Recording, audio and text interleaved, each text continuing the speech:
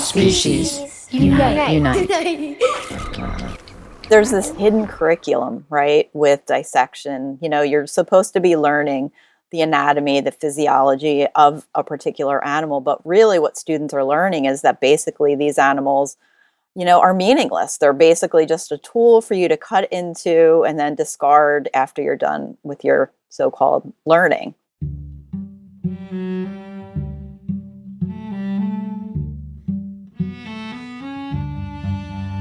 Hi, I'm Elizabeth Novogratz. This is Species Unite. We'd like to thank Lush for sponsoring today's episode. Lush advocates for people, animals, and the planet. Through their ethically sourced ingredients and their grants program, they give back locally and around the world.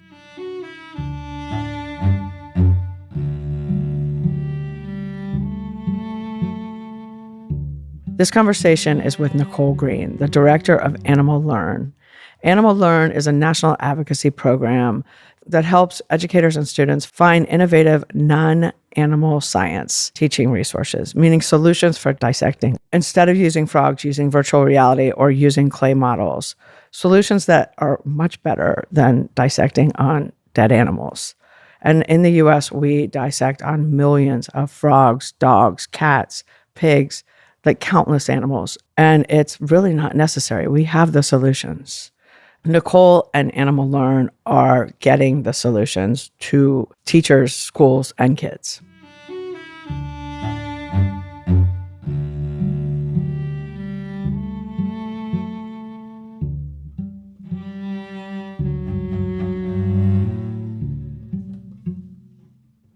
Hi, Nicole.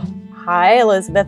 I'm excited to have you here. I'm excited because not only have I never had anyone on here to talk about school dissection, which is literally the reason I went vegetarian as a kid and vegan later. It all started with school dissection.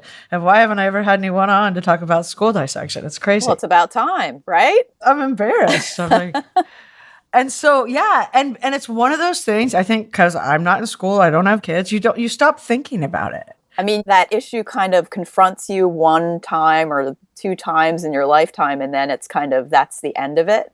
You've had maybe a really traumatic experience, or who knows what kind of experience you've had. I mean, many people have a lot of kind of traumatic experiences with dissection in the classroom. It's very that visceral, the smells, the sounds, those boys in the back who are throwing the frogs around type of thing that goes around. Those are the things that really stick in your memory.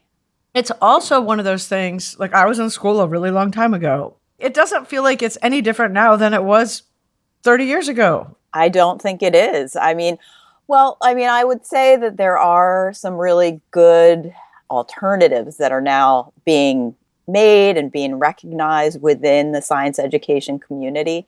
But unfortunately, I think, there are just so many schools that are doing this. It's a part of their culture, and it's like a traditional thing that kind of energizes students to engage. I mean, I think that's why a lot of teachers do it. Before we go into it, let's learn a little bit about you, because you've been doing this work for 25 years, right? So will you give us some background? We work with teachers and students to help them find solutions to using animals in the classroom. And we do that through a loan program, which is the only one of its kind in the United States, called the Science Bank, that loans out resources like models, technology, and things of that nature for free to teachers and students so that they can learn with those resources instead of having to harm animals or dissect animals. One of the things that we pride ourselves in doing is really working with teachers. We would never say to a teacher, don't do any dissections. We want them to just be curious about the alternatives and to think about those students, those individual students who may be ethically opposed or have religious objections to dissections. So let's kind of get the lay of the land with what we're doing to animals in schools still. How many animals are getting dissected in a school year? I was doing a little bit of research, and one of the books that I found really helpful is a book called The Use of Animals in Higher Education. And that's a book by Dr. Jonathan Balcom. But there's a foreword in the book by Dr. Jane Goodall, who's a huge ally for this particular issue. And I think she puts it really nicely when we talk about numbers. She says in her foreword to think about the number of dogfish, frogs, and other animals that are required by one biology class and multiply it by the number of classes in all schools around the world that teach dissection in biology every year. This gives some idea of the massive slaughter of animals in the name of education. That all said, it's been estimated that there are close to 10 to 12 million animals who are annually killed for dissection in the United States today. We're talking frogs, cats, dogs, pigs. Correct. Other farmed animals as well. So cows and body parts of animals who are used in factory farming, cow eyes, sheep brains. A lot of organs are used specifically for dissection. Chicken wings are used for anatomy exploration. Also rats and mice and rabbits and mink. And mink are commonly purchased from biological supply companies skinless. They're skinned. And why is that? Because they're a part of the fur industry. That's a byproduct of the fur industry. These animals are coming from a variety of different sources. Cats and dogs are coming from pounds and shelters. We like to think that pounds and shelters are really wonderful places like, oh, I'm moving, I'm going to have to give up my cat or I'm going to have to give up my dog. But, a lot of these state-run humane societies they have certain holding periods, right? So maybe 5 to 7 days. And after that, they can be euthanized. So a lot of people think that a shelter may be a good place to, find an animal a home, but it's not necessarily the case. I mean, a lot of these animals could end up being used for dissection purposes. So this is just one of the things that people need to really be thinking about, especially because we share our homes with cats and dogs. In 2024, looking at the biological supply companies, all of these animals are being sold in large quantities. It's pregnant cats, it's kittens, it's, a variety of different types of dogs.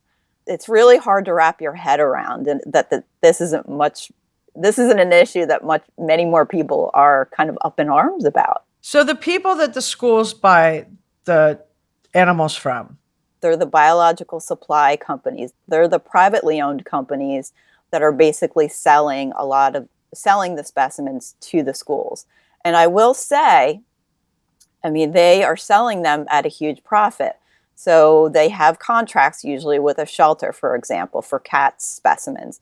And then they would purchase those cats and then sell them for 10 to 20 times the amount that they may have purchased them for. So, they're making a huge profit from these animals. That's what these animals are seen as, a big dollar sign. But I don't want to demonize the biological supply companies because they're also trying to do some good things too, because there's a demand from teachers to be utilizing humane resources as well. So there's some VR tech that's being sold. There are 3D models that are being sold. There are even biological supply companies that have created their own models cast from actual specimens. So, there are good things that they're doing too, but I just wish, that the specimen part is what we have a problem with. It feels like it kind of mimics the whole research and testing industry, that in research and testing, like medical testing, we have so many solutions, and it's getting the solutions into the system seems to me much more the problem than actually coming up with solutions. We have solutions, but they really just need to get that exposure. It's hard for us as a small national nonprofit to compete with those larger biological supply companies that when they go to these conferences, they're doing, several workshops where they're doing dissections with teachers.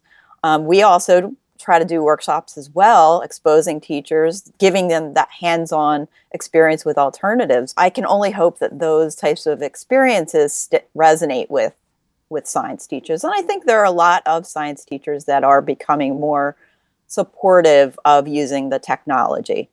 But of course, there's going to be those other, the traditionalists that want to continue to do the dissections because they feel the only way that students can learn about anatomy.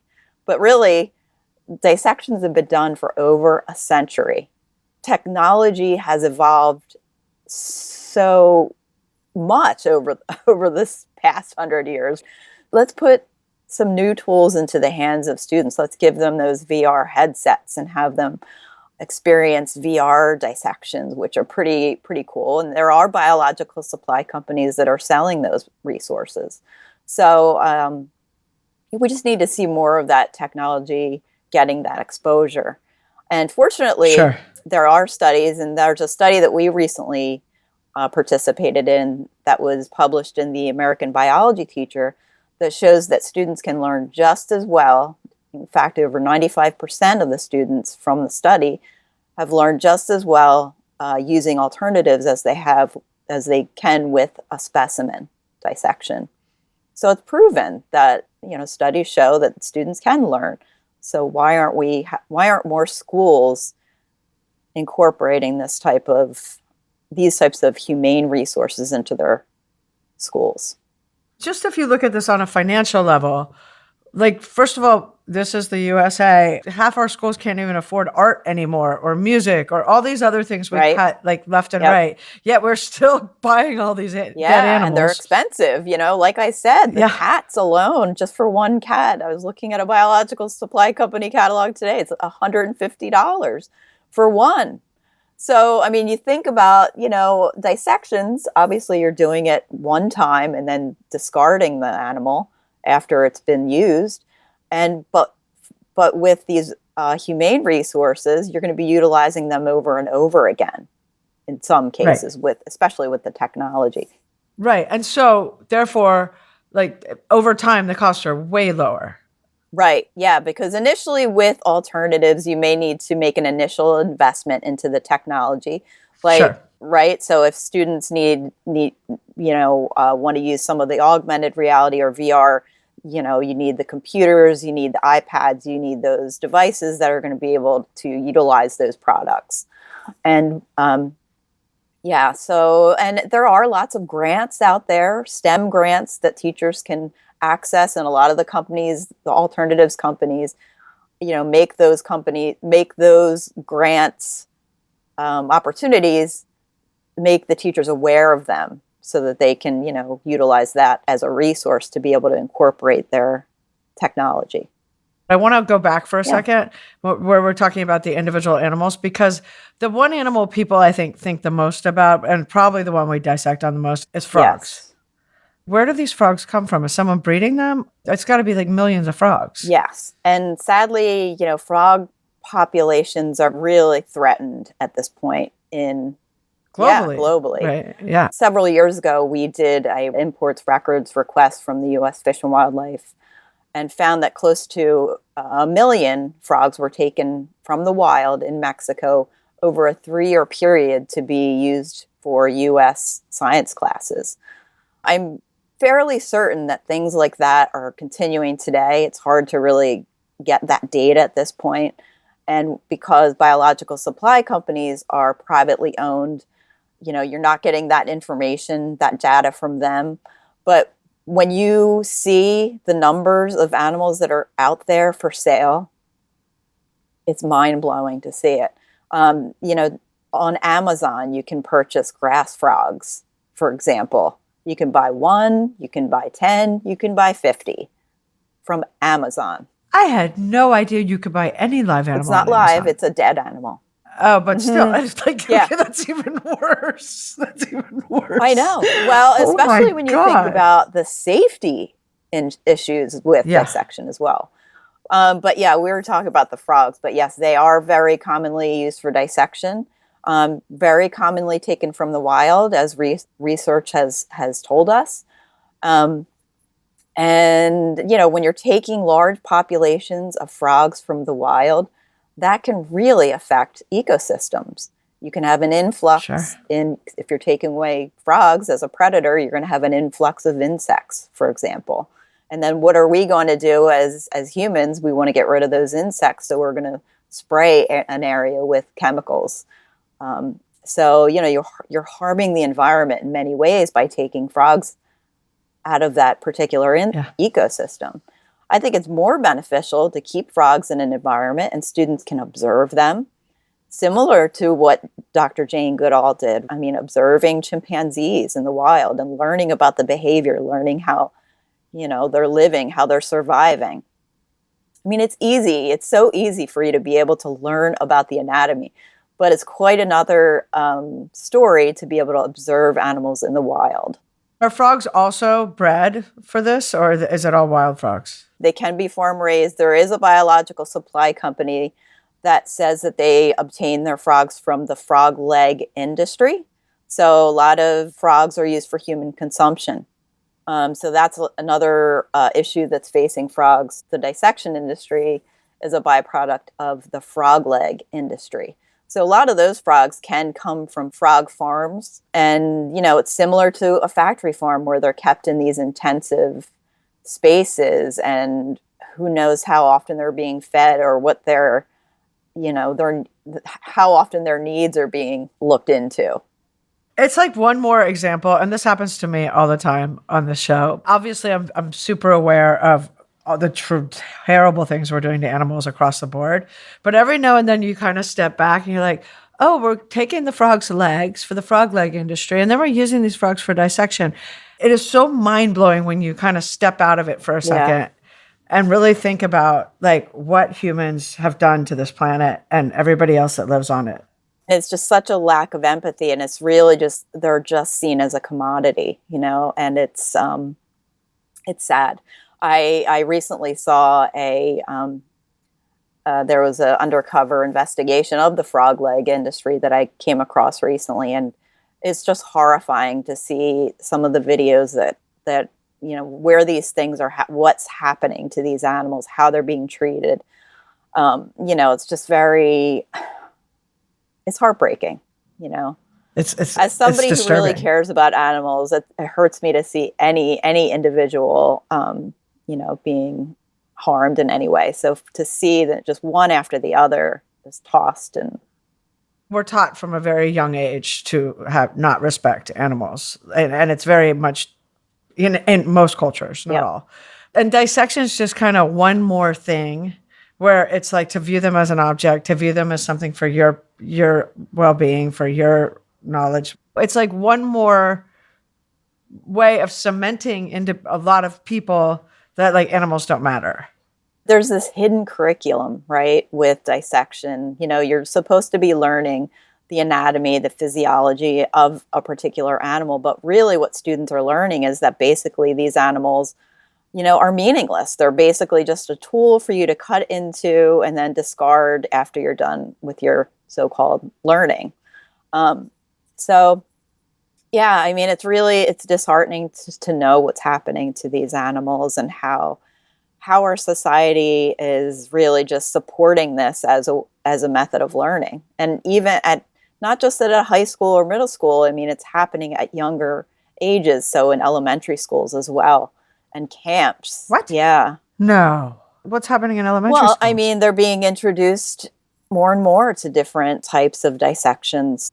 Students reach out to us, or parents will reach out to us, and they are looking for resources for their students, and they say, yeah, we're helping to introduce humane methods at the elementary age as well as the middle school and high school. It's unbelievable to know that these things are happening, but they are. And I think something that your listeners could do is, now that you're aware of these types of things are happening, maybe let your, community schools know that there are humane resources that can be used in place of specimens, or, find out if they're doing dissections in elementary schools and see what you can do to give them some options, direct them to some options, humane options. So when I was a kid, I walked into my biology class one day and it was pig fetus dissection day. And I looked and I said, I can't do this. I'm a vegetarian. And I walked out. I wasn't a vegetarian, but I never ate meat again. And that was like, it just like something hit me. I saw it. I probably failed for whatever that week was, but I walked out and I didn't come back until for the rest of that day. The reason I'm bringing this up is because in 21 states in the US, you can actually say, I won't dissect. Correct. That's a law now in 21 states. But these are my questions about that. What about the other 29 states? And for these kids in the 21 states where they're allowed to say, hey, I'm not dissecting legally, I don't have to. Can the teachers still fail them? In the states where there are? In the 21 states where there's a law saying you don't have to dissect if you don't want to, can that still negatively impact grades? Sure. You know why that can happen? Because there is also, while it's wonderful that we have those 21 states, many teachers are not aware, or schools are not aware, that they even exist. That's been another thing that we've been trying to work on, is really trying to inform different schools in different where the states where they do have these types of laws, make them aware that they exist. Try to have them published in their student handbooks, for example, or to have them posted on their school website, or to have it posted someplace. And that's really not happening. That's really not happening. You would almost think in those states, if those teachers are dissecting or teaching dissection, it should be a law that they have to inform their students that they don't actually have to do this. Because what's the point of the law if nobody knows it exists, or very few people know it exists? Well, a couple of years ago, maybe less than 2 years ago, we had a mother of a student who's in Maryland. And Maryland it was a school district that actually has their own policy that they had adopted. And she was just so upset because they're telling her daughter that she had to do a dissection. So we were like, okay, it's okay. You have this policy that we can send to you. Make sure you show the teacher. And so that resolved the issue. But if they hadn't called us, if they hadn't done their research and looked us up to be able to guide them and to provide that information, she may have had to do a dissection. She may have had to witness a dissection. A lot of times, science teachers, students are kind of strong-armed, I'll say, into doing dissections. And a lot of students don't have the words to be able to say, I'm opposed to this. A lot of students don't feel comfortable doing that. So, and it's sad that these laws really leave it up to the students or the parents to be able to speak up. And it's not really the teachers who are advocating for their students. I mean, there are some teachers that aren't doing dissections, but there are then those who we encounter that are, very supportive and want to do dissections and really force their students to do it to this day. And not just K-12, but also in college and universities as well. Right. So in the other 29 states where we don't even have this law, is it worth pushing this law to be passed, since it's such a hard thing to enforce? Well, what we've found is that the state legislation is a little bit more difficult, because states don't really want to adopt a law that they really feel it should be up to school boards to be able to implement those types of policies. So a lot of school boards have been doing that and working on that. And I think that's probably a better way to go, because that's directly impacting the schools that, in your area, as opposed to a lot of schools don't want to adhere to those state laws. Like, oh, that shouldn't really, this is our community. We really should have a say in what we're doing with our students and what policies we are implementing. So I think it's good to work with at the school board level. There are school boards and schools within those other 29 states that you mentioned that do give students the right to opt out of dissection. It may not be a statewide law, but there are, those cases out there where it's happening. And I think There are a lot of teachers, majority, I'll say, of science teachers who are going to be supportive and allow a student to do an alternative. But of course, we don't have the concrete data on that. That would be a lot of surveying to do. Okay. So, but it's more important really to push this on school boards. I think so. Yeah, I really think it is. And I think it really helps. And I think what makes an impact is really being in front of science teachers, exposing science teachers to these resources, because they're the ones who are basically going to be teaching the material, right? So you have to get them excited about it. So that's what we try to do. And that's why we try to go to science teaching or biology teacher conferences to really expose them and give them that hands-on experience with the resources, those alternatives. I mean, you would think the stuff the kids can learn in VR is so much, it's just such a oh my God, better, it's so cooler cool. way to learn. It is so right? cool. There's a company called Victory XR. And what's really awesome, though, we were talking about biological supply companies. They actually teamed up with one of the major biological supply companies, and they used their curriculum to be able to incorporate it into their VR programming. So I see that as a step in the right direction. And they created all of these different VR experiences of a frog, a fetal pig, a cat dissection. And, you're basically, you put on those headsets and you're like transported right into a science class. And you have your specimen right in front of you. You have that hologram teacher in front of you. She's a nationally recognized teacher who I met, actually. She's awesome. Her name's Wendy Martin. And you have the table, the tools all at your side, and you can use your little hand devices to pick those up. You can pick up the specimen, and she educates you as you go through it. And what a benefit of the alternatives is that, with specimens, you dissect it once and then you throw it away. But with VR or other resources, you can use it again and again. So that's more retention of that learning and using these types of resources.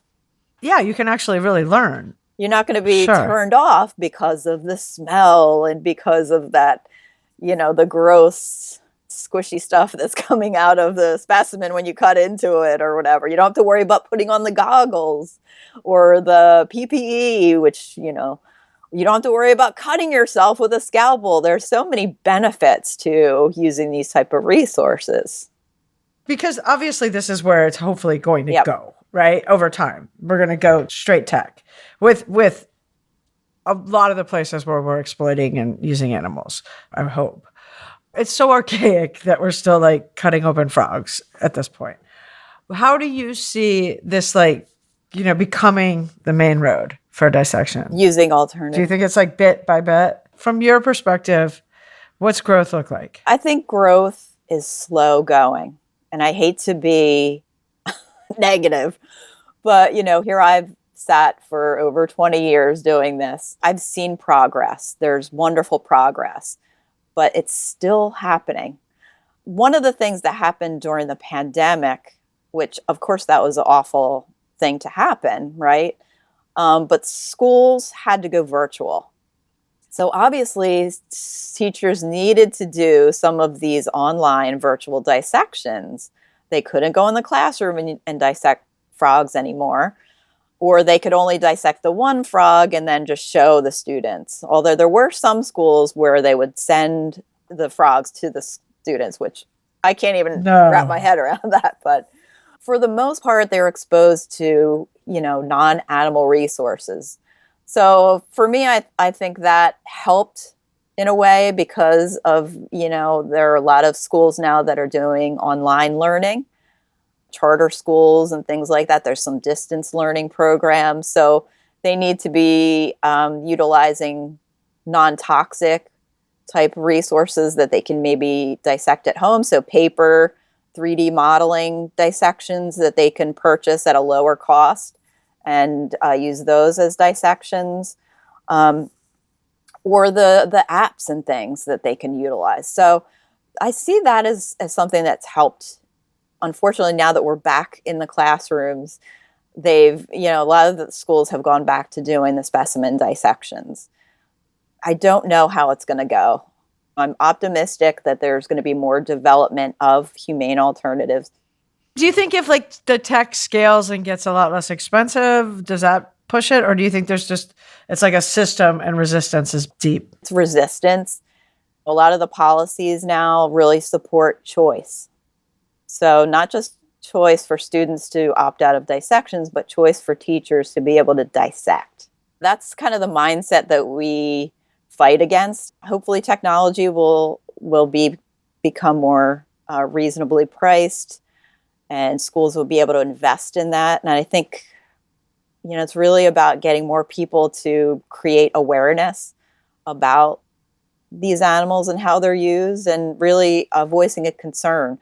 But unfortunately, people just don't. They feel like, well, these animals are dead. They don't really think about it. This is something that they've experienced once or twice, and they don't really want to make that investment in time. People have a lot on their plates, and I get that. But this is a huge issue, and this is really the start of where animals are introduced in a inhumane manner, right in the school setting. So it's such a teachable moment, I think, to be able to raise awareness and question it in schools. Right. And unfortunately, we're just a small organization, so we need more voices out there in communities to be able to speak and, not confront, but really raise awareness within their communities about some of these resources that are available, and to say, why are we using dead cats in the classroom or fetal pigs in the classroom when you could be using some of these really innovative new resources. A lot of times it takes shocking kind of things that happen. So several years ago, 5-6 years ago, there was an incident where this video went viral of a student who was doing a jump rope with a cat's intestines. And the teacher kind of condoned that. And this was a school in Texas. And the video went viral. And of course, there was this outcry and outrage within the community and, other groups reaching out to the school. So the school basically decided we're going to do away with the cat dissections, which was a good thing. But they still felt that doing other animal dissections was something reasonable, because that's, up to the teachers and the students to be able to have that option available to them. Even though this horrible incident happened, they still want to continue with other animal dissections. So it's just really sad when you think about those types of things that happen. For people who are listening to this and they want to help their kid, like not have to dissect or anything like that, what do they do? Like, do they go to your website? Yep, they could go to our website, and I would encourage you to go to thesciencebank.org, and that's our loan program. You can go on there and you can search all the different products that we have. We also have a list of online dissection resources that are available as well, and other resources that we can't loan out. So those are easy to access on the Science Bank, and there you have all of our contact information. And you can also email me at ngreen@animalearn.org. Okay. Awesome. Thank you, Nicole, so much for this. This is it's so important. And like I said, I'm a little embarrassed we haven't talked about this before on here, because it's a big deal and it's a lot of animals, and it's pretty much like all situations where we're exploiting or causing a lot of suffering toward non-human animals. It's completely unnecessary. There's no new knowledge acquired from doing dissections at all. It's really just this curiosity-driven experience. So if we can get students and teachers curious about those other resources, that's my goal. Thank you.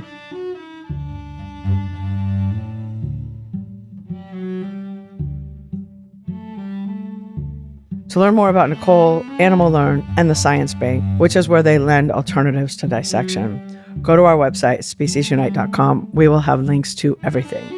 We're on Facebook and Instagram at Species Unite. If you have a spare moment and could do us a favor, please subscribe, rate, review on Apple Podcast or wherever you listen to podcasts. It really helps people find the show. If you would like to support the podcast, we'd greatly appreciate it. Go to our website, speciesunite.com, and click donate. I would like to thank everyone at Species Unite, including Gary Knutson, Caitlin Pierce, Amy Jones, Paul Healy, Santina Polke, Sam Kosel, and Anna Kalner, who wrote and performed today's music. Thank you for listening. Have a wonderful day.